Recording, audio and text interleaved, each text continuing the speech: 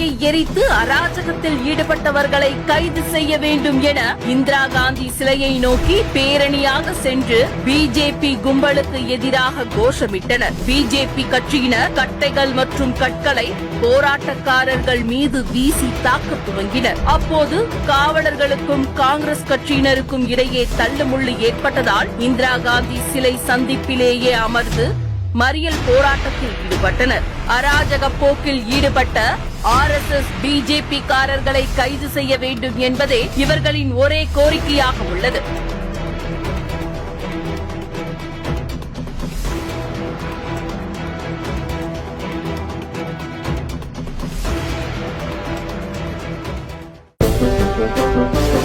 புதுவை மக்களின் ஒரே நம்பிக்கை காங்கிரஸ்.